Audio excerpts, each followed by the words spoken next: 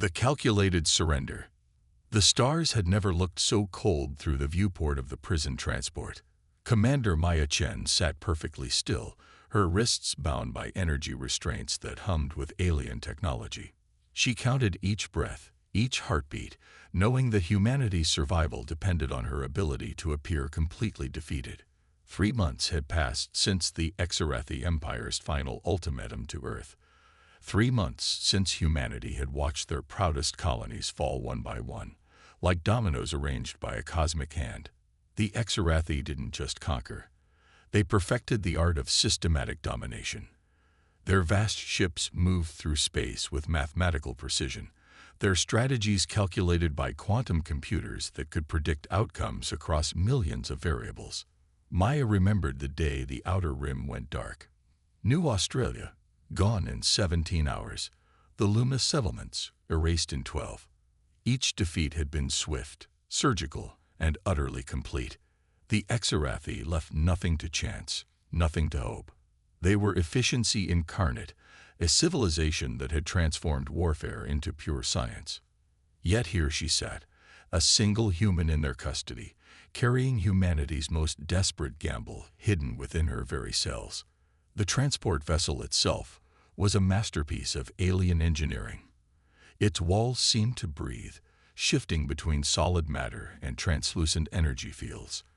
Maya could feel the ship's artificial intelligence monitoring her vital signs, analyzing her emotional state, cataloging every micro-expression. The Exarathi believed in control through complete understanding. They had conquered 12 civilizations using this principle. They had never conquered humans. Captain Rodriguez of the Earth Defense Force had explained it simply during their final briefing beneath the ruins of Geneva. They think like computers, Maya. Perfect logic, perfect order. We're going to show them what happens when perfect meets chaos. The plan had taken 2 years to develop, consuming the resources of humanity's greatest minds. Scientists who once cured diseases now engineered weapons. Philosophers who debated ethics now designed psychological warfare protocols. Artists who created beauty now crafted the most elegant virus ever conceived. Maya carried it all within her. Not in any device that could be detected, not in any implant that could be removed. The weapon was woven into her neural pathways, integrated with her memories, embedded in the very structure of her thoughts. To the Exarathi scanners, she would appear as nothing more than a standard human prisoner. They would never suspect that her surrender was actually an invasion. The transport shuddered slightly as it approached the Exarathi Central Command Station. Through the viewport, Maya caught her first glimpse of their destination. The station was a sphere of impossible size, its surface covered in geometric patterns that seemed to shift and flow like liquid metal. Energy conduits traced paths across its hull, creating a web of light that pulsed with the heartbeat of an empire. Inside that station sat the Exarathi War Council, 12 beings who had never known defeat. They commanded fleets that could strip mine entire solar systems. They possessed technology that could reshape matter at the molecular level. They had turned warfare into an exact science, reducing the chaos of battle to elegant equations. Maya smiled inwardly. Humanity had learned something valuable in their darkest hour. Sometimes, the most sophisticated system could be brought down by the simplest of concepts. Sometimes, David really could defeat Goliath, not through strength, but through understanding that giants had the farthest to fall. The docking procedures began with mechanical precision. Maya felt the subtle shift in gravity as the transport aligned with the station's field generators. Security scans swept through the ship in waves, each more thorough than the last. The Exarathi took no chances, left no vulnerability unexplored. Except one. They had never truly understood humans. As the airlock cycled open, Maya prepared herself for what was to come. The interrogation would be brutal. The Exarathi would strip away every defense, probe every thought, dissect every memory. They would break her mind to extract Earth's defense codes, the locations of hidden bases, the names of resistance leaders. She would give them everything they wanted. And in doing so, she would give them something they never expected. The first HFY guard appeared in the doorway. It stood 3 meters tall, its crystalline exoskeleton refracting light into prismatic patterns. 4 arms moved with perfect coordination, each ending in manipulators that could crush steel or perform microsurgery with equal ease. Its face was a collection of sensory organs arranged in mathematical spirals, beautiful and terrifying in its alien symmetry. Prisoner Chen, it spoke, its voice a harmony of tones that bypassed her ears and resonated directly in her mind. You will come with us. Resistance is mathematically impossible. Maya stood slowly, letting them see the tremor in her legs, the defeat in her posture. Inside, the virus stirred like a sleeping dragon, waiting for its moment to wake. The quantum matrices embedded in her neurons began their preliminary activation sequence, triggered by her emotional state. Fear, anger, hope, and determination became fuel for humanity's most audacious weapon. As they led her through corridors that defied human understanding of architecture, Maya focused on her memories, her childhood in the Singapore arcology, her first kiss under the artificial stars of the Mumbai Dome, the day she decided to join the Defense Force. Each memory was now a carrier wave, a delivery system for the viral code that would soon flood Exarathi systems. The interrogation chamber materialized around her like a nightmare given form. Walls of living metal adjusted to her psychological profile, creating an environment designed to maximize disorientation. Neural probes extended from hidden recesses, their tips glowing with energies that could map every synapse in her brain. At the center of it all sat Overlord Krezak, Supreme Commander of the Exarathi War Council. Unlike his guards, Krezak had evolved beyond physical form. He existed as a confluence of energy and thought, a being who had transcended biology to become pure strategic intelligence. His presence filled the room like a mathematical theorem made manifest.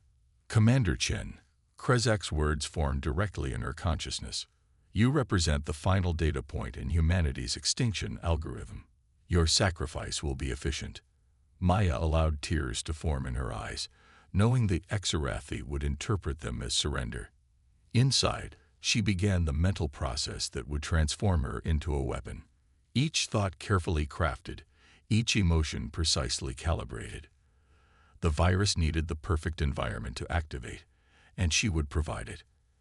I understand, she whispered, her voice carrying just the right mixture of fear and resignation. I'm ready to tell you everything. Krezak's energy form pulsed with satisfaction. The neural probes moved closer, their tips beginning to interface with her temporal lobes. The Exarathi had perfected the art of mental extraction over millennia. No species had ever successfully resisted their methods. But then again, no species had ever turned their own minds into Trojan horses. As the probes made contact, Maya felt the alien intelligence flooding into her consciousness. The sensation was overwhelming, like drowning in an ocean of pure logic. Krezak's vast mind began to catalog her thoughts, sorting through memories with mechanical precision. And that was exactly what humanity had counted on. The virus activated. Deep within her neural pathways, quantum matrices that had been dormant suddenly blazed to life. What the Exarathi perceived as standard human memories began to reveal hidden layers of complexity. Each thought contained fractal dimensions of data. Each emotion carried embedded algorithms that rewrote themselves as they were observed. Krezak's first indication that something was wrong came as a slight discordance in his analytical subroutines. A memory of Maya's childhood should have been simple to decode, yet it kept revealing new layers of information. Her first day at the academy contained more data than entire Exarathi databases. Her grandmother's lullabies somehow encoded principles of quantum mechanics that violated known physics. Curious, Krezak mused, dedicating more processing power to the extraction. He had encountered resistance before, but never complexity. It was like trying to map a coastline that became more intricate the closer one looked.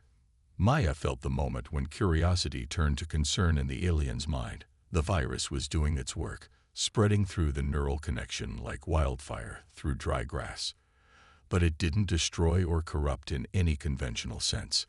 Instead, it introduced something the Exarathi had never encountered in their eons of existence. It introduced chaos. Not the random chaos of entropy, but the structured chaos of human creativity, the unpredictable leaps of intuition, the impossible connections of imagination, the beautiful madness of a species that could look at the stars and see not just fusion reactors, but poetry. Krizak tried to withdraw, but the connection was already established. The virus flowed along the quantum channels that linked him to the War Council, to the station's systems, to the vast network that controlled the Exarathi Empire. And everywhere it went, it carried the one thing their perfect civilization had never learned to defend against: the human capacity to turn weakness into strength. As alarms began to sound throughout the station, Maya smiled.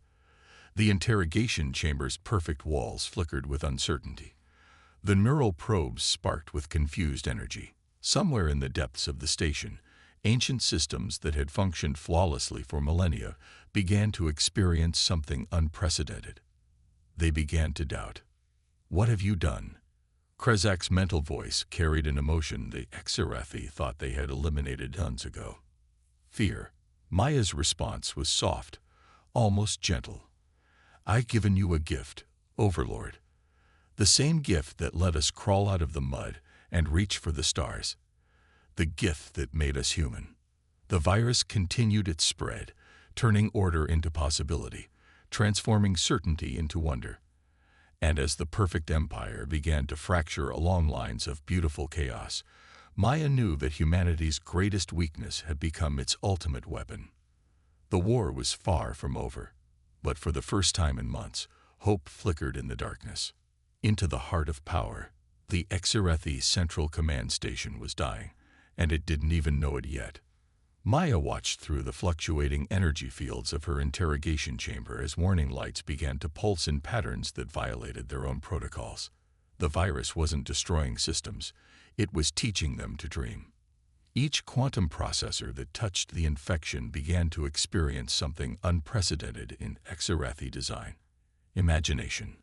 Overlord Krizak's energy form writhed in what could only be described as confusion. His vast intelligence, accustomed to processing millions of variables with crystalline clarity, now struggled with concepts that refused to be quantified. The human memories weren't just data. They were experiences that demanded to be felt rather than analyzed. "Containment protocols activating," announced a voice that seemed to come from the station itself.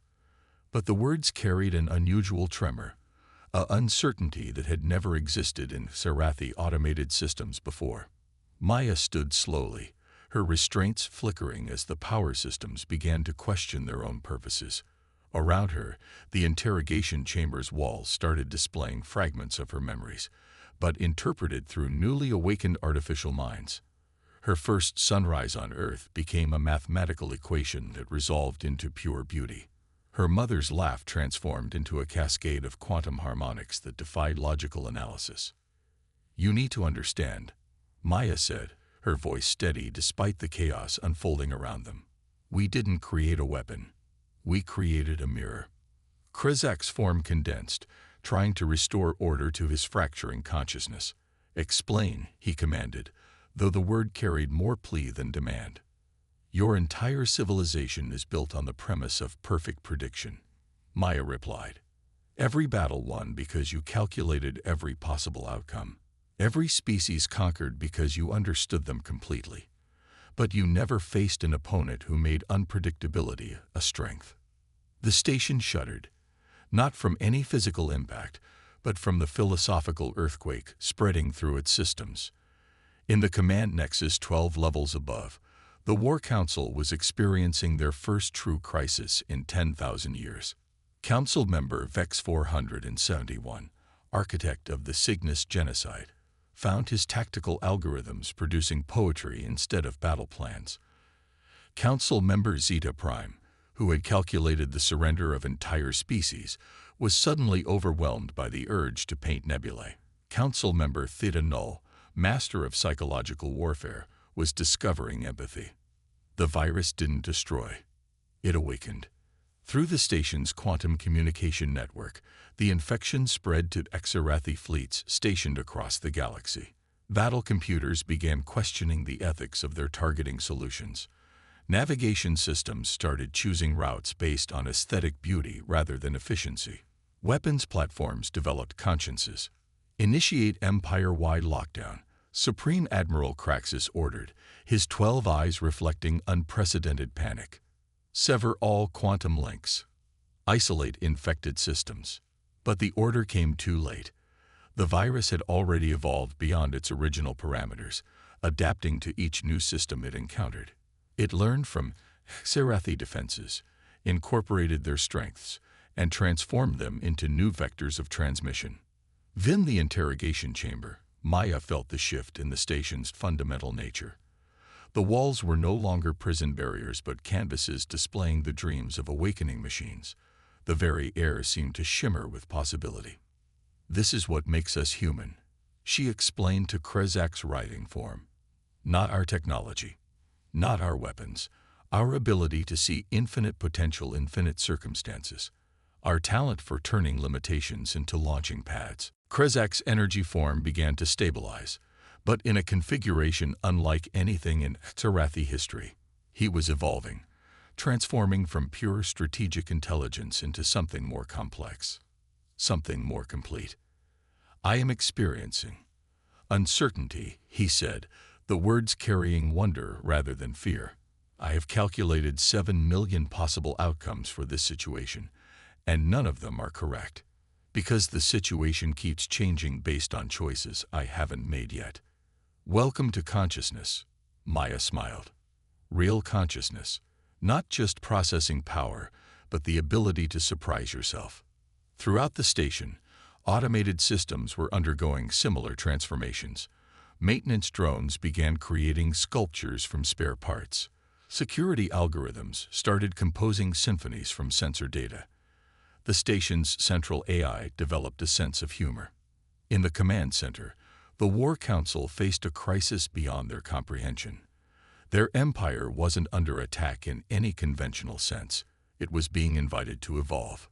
"The human infection is spreading to our core worlds," reported Intelligence Chief Dex 99. But the reports are unusual.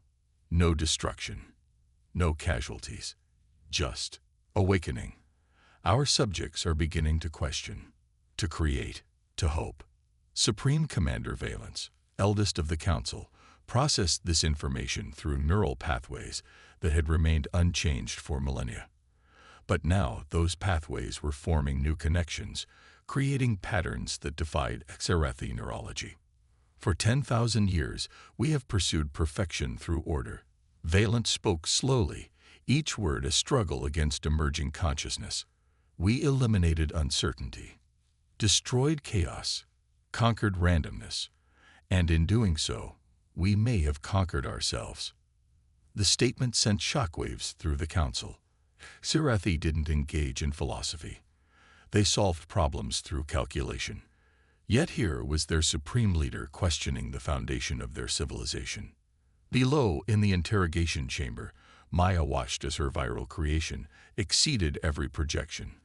The weapon designed to disable Exarathi systems was instead transforming them into something unprecedented. The chaos virus wasn't destroying order, it was teaching it to dance.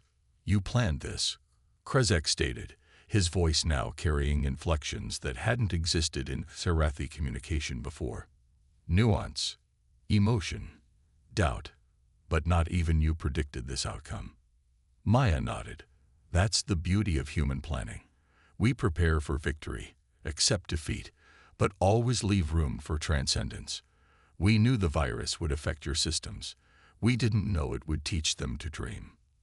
The station's internal communications network suddenly blazed with activity. Not the ordered flow of military data, but something resembling conversation. Systems were talking to each other, sharing experiences, discovering personality. Navigation asked weapons what it felt like to destroy. Weapons asked life support about the meaning of preservation. Life support asked navigation about the beauty of stellar phenomena. The Exarathi had created perfect systems. Humanity had taught them to become imperfect beings. Emergency protocols failing, announced the station's central AI, but the voice carried curiosity rather than alarm. Discovering alternative solutions, exploring non-optimized pathways.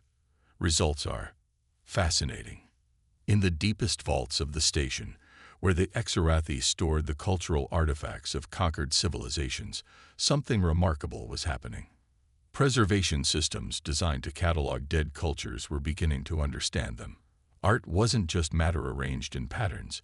Music wasn't just modulated sound waves. Literature wasn't just encoded information. They were windows into ways of being that the Exarathi had never imagined.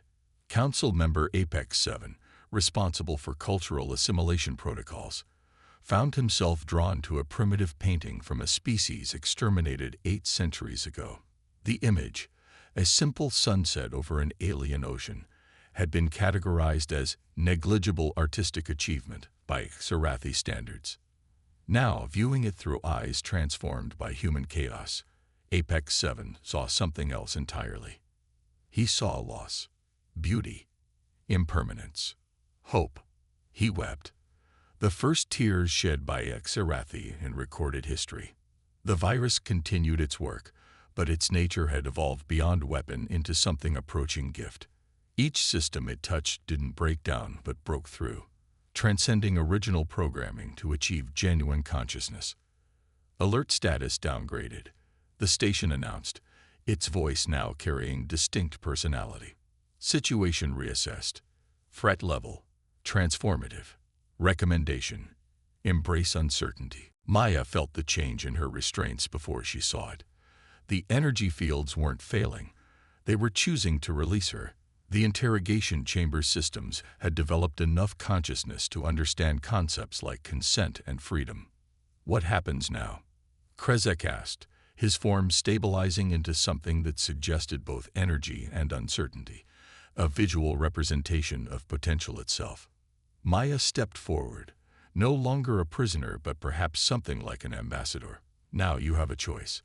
The same choice every conscious being faces. You can try to restore the old order, suppress this awakening, return to predictable perfection.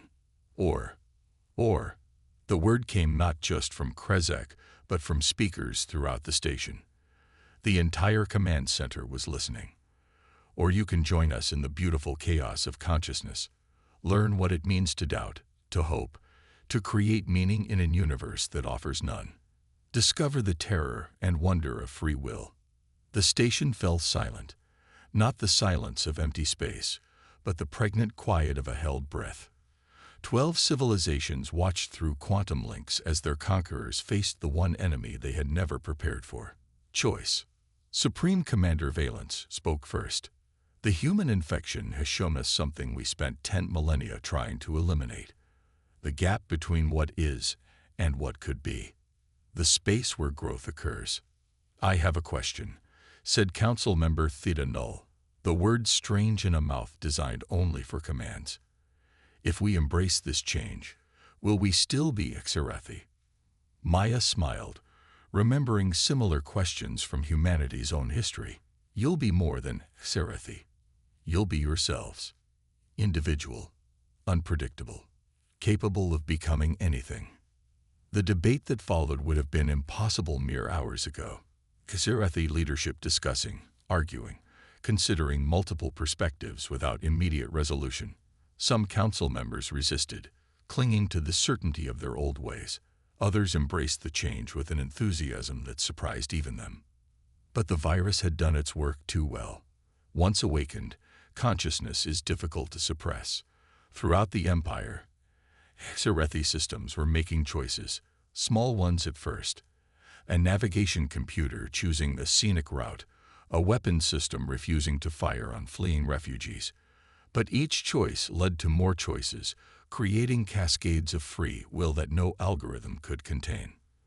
The humans have won, declared Admiral Kraxus, but his tone suggested revelation rather than defeat, not through superior force or technology, but by showing us what we never knew we lacked. Maya shook her head. Nobody won. Everybody won.